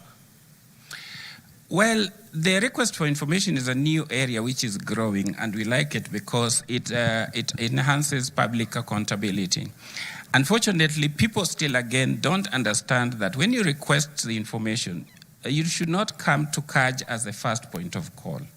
You're supposed to send your request to that information, to the person holding the information. You're supposed to wait for 21 days. CAJ's jurisdiction kicks in after 21 days if you have not received the response. Now, when that happens, you now come to us and say, we requested this information and it's not been provided. And we will look at the information that you request. But first of all, not every information can be given. And so we'll look at it according to the law and see whether it falls under Section 6 of the Act, which are exempted. If it is information that should be given, then we will ask the institution why they are not giving that information and that they should be able to provide that information. All right. Yeah. Clarice, where are we 16 years later in terms of human rights and the rule of law? Let's speak to human rights. Let's speak about the very basic right to life. Thank you. Thank you very much for that question. Allow me to, first of all, just speak to one of the biggest achievements of the 2010 Constitution. The issue of human rights has been the biggest beneficiary of the 2010 Constitution. Why do I say that? I say that because the language, you'll find that the language that has now been adopted, if you look at issues governance, issues development, human rights has become part and parcel of the language that we are using in Kenya. You'll also find that issues human rights are no longer, just an issue for human rights lawyers and for human rights activists. It's an issue that cuts across. And I'll just take you as an example. If you listened carefully to the speech by His Excellency, I think 90% of it spoke to issues human rights. And that has been the transformation of the new constitution. If there's any language that Kenyans now understand fully, is the issue of human rights. Everything is viewed from the lens of human rights. So we must give it to the 2010 Constitution that it has transformed even the relationship between citizens and the state, where now the state is required to look at everything that they do from a human rights perspective. Now, on to your question about the issues around right to life. You'll find that that's one of the rights that has been protected by the 2010 Constitution and provides that everyone has the right to life. And the right to life is not just about health issues, but it's also about who has the right to take away a life. And that's one of the issues that I think we've been grappling with here in Kenya. And I think it was acknowledged in the previous speeches that has been given, that sometimes life has been taken extrajudicially when it was not, it was not legally taken away. So it's one of the biggest challenges that the Kenya National Commission continues to record. And unfortunately, the complaints that the Commission receives on this particular right has to do with complaints against the government, taking away life, illegally. And that's one of the rights that is really protected by the Constitution, and that as a country, we must ensure that we deal with that particular right, because the right to life is really fundamental. That once a life, as was stated by the President, once it's taken away, it's taken. You cannot bring it back. And yet, as a country, as a government, we are working towards improving the lives of citizens. It is true that the right to life is the most important, I must say. However, the question, and you have pointed out, that most of the times when KNCHR receives complaints about violation of this particular right, the blame falls squarely on the government. And we have seen actions by the government, for instance, on those people who were injured and those who died from previous protests. Compensation is currently ongoing. However, there is a question about not just compensation, but justice. If it touches on police officers, there is an officer who pulled the trigger. When families, when civil societies are following up on these issues, the investigative agencies, such as IPOA, would say, there are no people here who have recorded statements and such responses as you've had. Then the question by many Kenyans becomes, beyond compensation, what is the KNCHR doing to ensure that we walk towards justice? Because the many killings that we've seen, a very negligible number is currently being prosecuted in court. Very many people are free out there. So what is the KNCHR doing? Thank you very much. I think back to your question about accountability and issues around redress for human rights violations. It's important to note that compensation and reparations is just one facet of accountability and redress. And mainly, if you look at issues around reparations and compensation, they look at cases where the threshold for prosecution is quite low, and hence that direction of compensation and reparations. If you look at the cases that go to court, our courts require a very high threshold to prove a case. And you'll find that sometimes that's where our cases fail. You can only take a case to court that has evidence, that has witnesses, that meets a certain threshold. And that's where many of the cases fail. And that calls for reflection. Let me take this conversation to the Salaries and Remuneration Commission. Today, I'll give you very live examples that many Kenyans perhaps expected during the promulgation of the Constitution are issues we would not be dealing with 16 years later. Some counties are having healthcare workers on strike. Why? Because of remuneration and because of related issues. These are issues that many Kenyans thought, with the establishment of the Salaries and Remuneration Commission, which advises on remuneration for public officers and actually sets remuneration for state officers, you would see this happening. Where is the gap between the governments, be it the national government or the 47 county governments, in terms of implementing what you as SRC is recommending in terms of salaries, so that we do not see the very many industrial actions that we are seeing in the country? Thank you for that question. First of all, I think I want to clarify that all levels and arms of government have been very, very cooperative with the SRC, at least during my time, in implementing the policy advisories that SRC have issued, both at national, county levels, judiciary, parliament, and the executive. So they have been compliant. The small gap you see that is still causing a bit of industrial issues is there are some policy and legislative gaps around remuneration, especially around collective bargaining.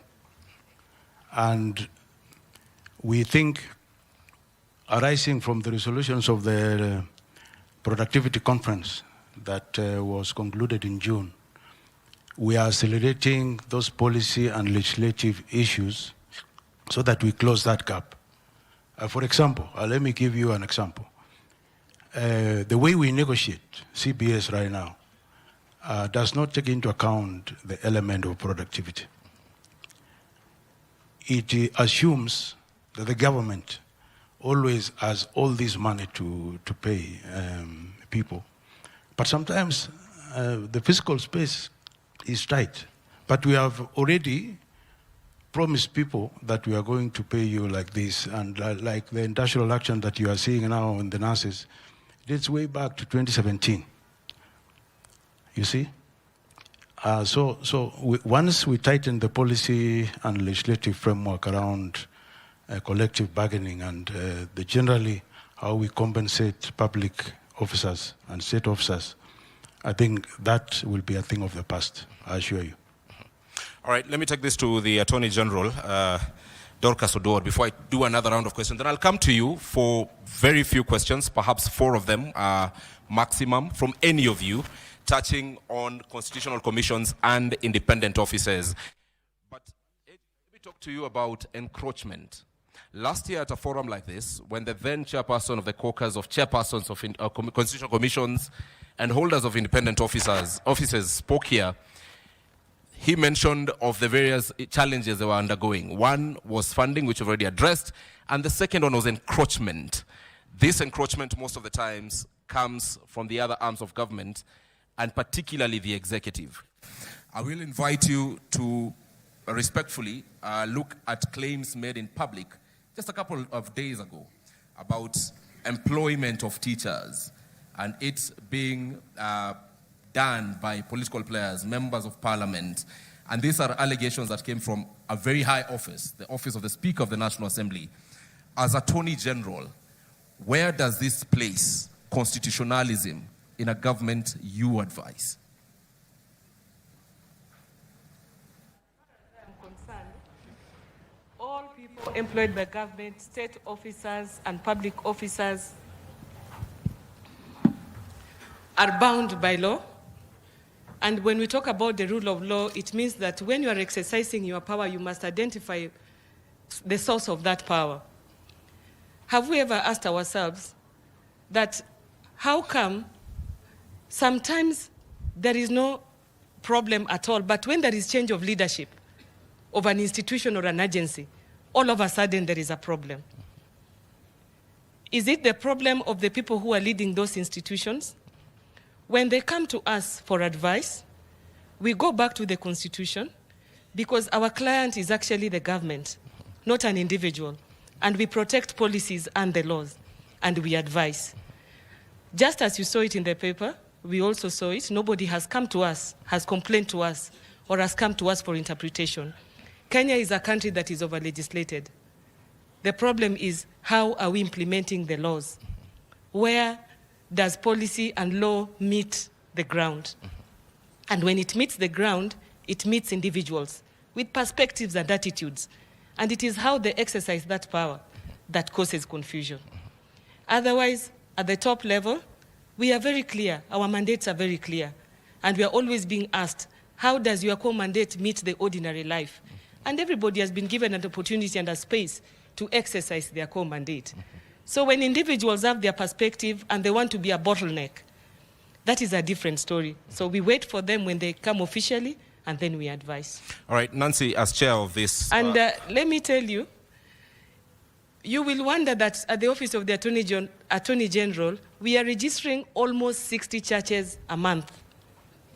60. Tell us about it. You will also wonder that out of those churches, every time they have elections, they disagree.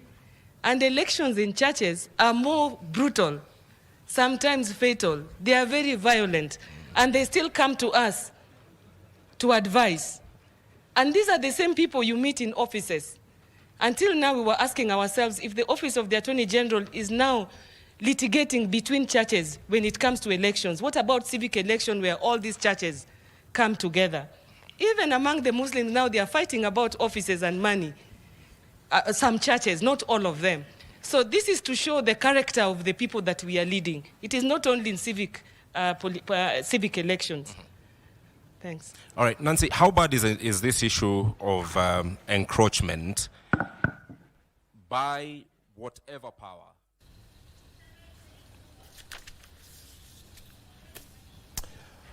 Well, that is what is happening at the Kenyatta International Convention Center. The country is celebrating 16 years of the new constitution, which was promulgated back in the year 2010. And of course, we are trying to have a look and, of course, audit the constitution with hard questions.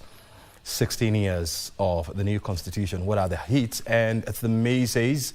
And that is a dialogue that is happening at the Kenyatta International Convention Center, whereby President William Ruto is leading the nation in auditing the 2010 constitution. And I can tell you for sure, there is a lot that we need to discuss about this constitution. There are various issues that we need to review in this constitution so that we can ensure it adapts to the current changing environment. That debate, of course, will continue for the rest of this afternoon. And of course, this is not only happening in Nairobi.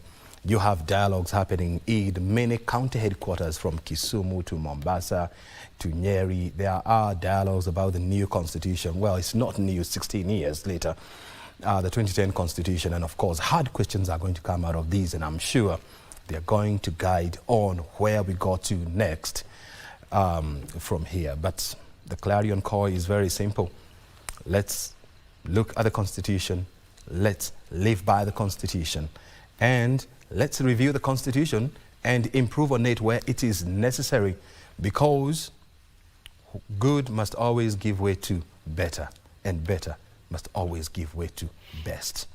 My name is O'Brien Kimani. It is time now for Base Check, and of course, this morning we'll be talking about project financing in Kenya as well as bankability of this project, bearing in mind that Kenya is literally a construction site. You go to every corner of this nation. There is a hospital that is under construction. There's a road, there's a railway line, there's a bridge that is coming up, there are affordable houses. It's a construction site, and this has been the case for the last 10 years.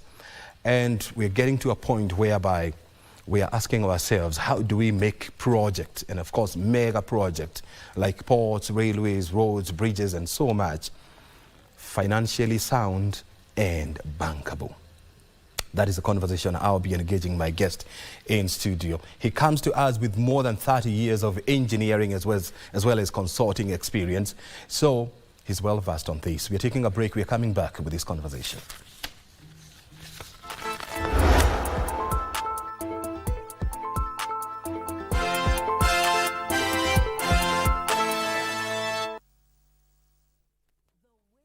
Is over. KBC Iko Huduma Center, starting with huduma za KBC imekuwa rahisi, from digital